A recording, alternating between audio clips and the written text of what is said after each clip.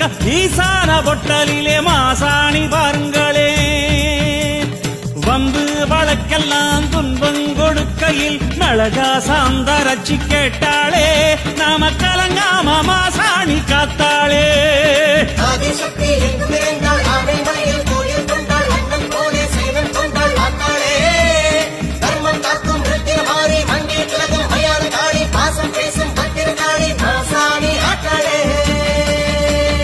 அம்மா படுத்திருக்க அங்காரம் கொண்டிருக்க அக்கினி போல் ஊத்திருக்கும் உத்தமிய பாருங்களே, உத்தமிய பாருங்களே.